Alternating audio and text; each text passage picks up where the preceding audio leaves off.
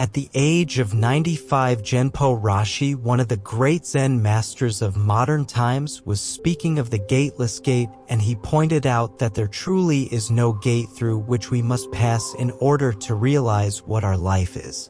Still, he said, from the standpoint of practice, we must go through a gate, the gate of our own pride.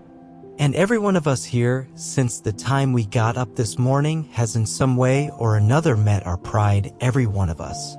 To go through this gate that is not a gate, we have to go through the gate of our own pride. Now the child of pride is anger. By anger, I mean all kinds of frustration, including irritation, resentment, jealousy. I talk so much about anger and how to work with it because to understand how to practice with anger is to understand how to approach the gateless gate. In daily life, we know what it means to stand back from a problem. For example, I've watched Laura make a beautiful flower arrangement. She'll fuss and fiddle with the flowers, then at some point she'll stand back and look to see what she has done and how it balances out. If you're sewing a dress, at first you cut and arrange and sew, but finally you get in front of the mirror to see how it looks. Does it hang on the shoulders? How's the hem? Is it becoming? Is it a suitable dress? You stand back.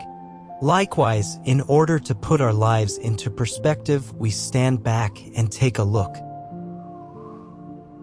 Now Zen practice is to do this. It develops the ability to stand back and look.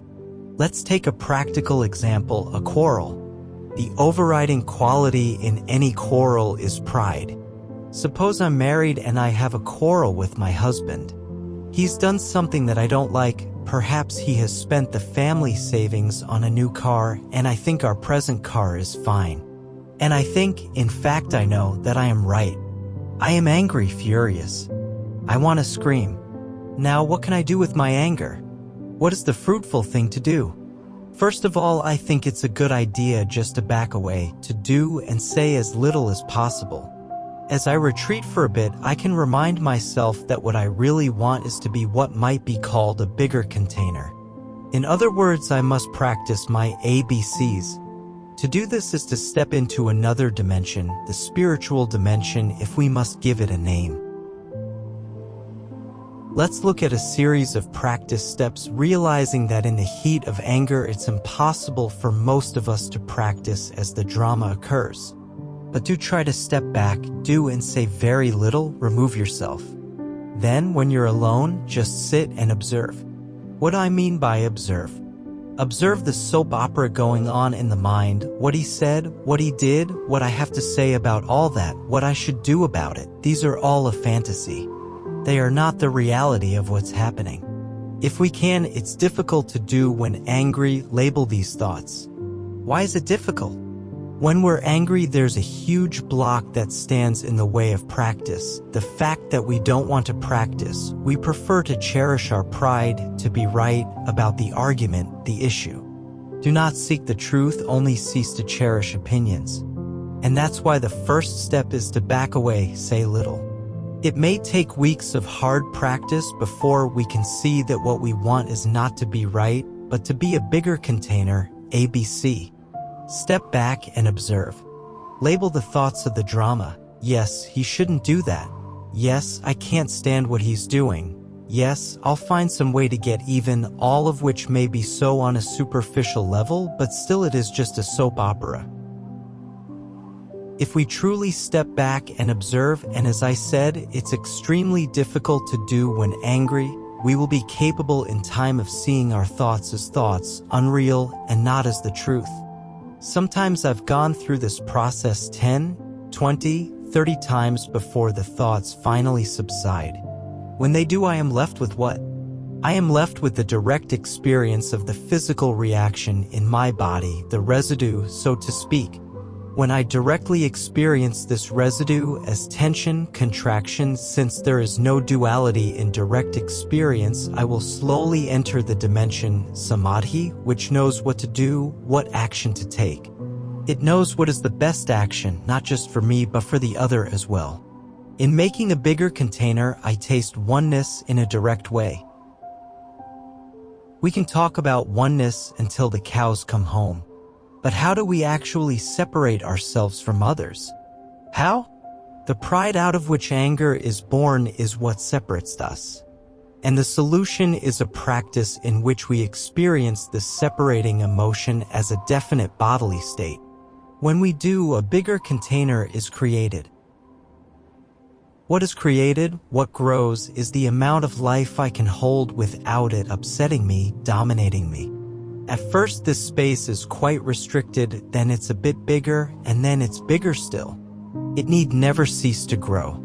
And the enlightened state is that enormous and compassionate space. But as long as we live, we find there is a limit to our container's size, and it is at that point that we must practice. And how do we know where this cutoff point is?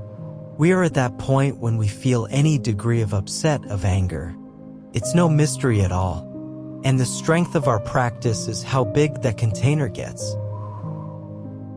As we do this practice, we need to be charitable with ourselves. We need to recognize when we're unwilling to do it. No one is willing all the time. And it's not bad when we don't do it. We always do what we're ready to do. This practice of making a bigger container is essentially spiritual because it is essentially nothing at all. A bigger container isn't a thing. Awareness is not a thing. The witness is not a thing or a person. There is not somebody witnessing. Nevertheless, that which can witness my mind and body must be other than my mind and body. If I can observe my mind and body in an angry state, who is this I who observes? It shows me that I am other than my anger, bigger than my anger, and this knowledge enables me to build a bigger container, to grow. So what must be increased is the ability to observe. What we observe is always secondary. It isn't important that we are upset. What is important is the ability to observe the upset. As the ability grows, first to observe and second to experience, two factors simultaneously increase: wisdom, the ability to see life as it is, not the way I want it to be, and compassion, the natural action which comes from seeing life as it is. We can't have compassion for anyone or anything if our encounter with them is ensnarled in pride and anger. It's impossible. Compassion grows as we create a bigger container. When we practice, we're cutting deep into our life as we've known it, and the way this process unfolds varies from person to person. For some people, depending on their personal conditioning and history, this process may go smoothly and the release is slow. For others, it comes in waves, enormous emotional waves. It's like a dam that bursts. We fear being flooded and overwhelmed. It's as though we've walled off part of the ocean, and when the dam breaks, the water just rejoins that which it truly is, and it's relieved because now it can flow with the currents and the vastness of the ocean. Nevertheless, I think that it's important for the process not to go too fast. If it's going too fast, I think it should be slowed down. Crying, shaking, upset are not undesirable things. That dam is beginning to break. But it's not necessary that it break too fast. Better to slow it down, and if it breaks rapidly, that also okay. It's just that it doesn't have to be done that way. We think we're all the same, but probably the more repressive and difficult the childhood has been, the more important it is for the dam to give way slowly. But no matter how smooth our life may have been, there's always a dam that has to burst at some point. Remember also that a little humor about all this isn't a bad idea. Essentially, we never get rid of anything. We don't have to get rid of all our neurotic tendencies. What we do is begin to see how funny they are, and then they're just part of the fun of life, the fun with living with other people. They're all crazy. And so are we, of course. But we never really see that we're crazy. That's our pride. Of course I'm not crazy. After all, I'm the teacher.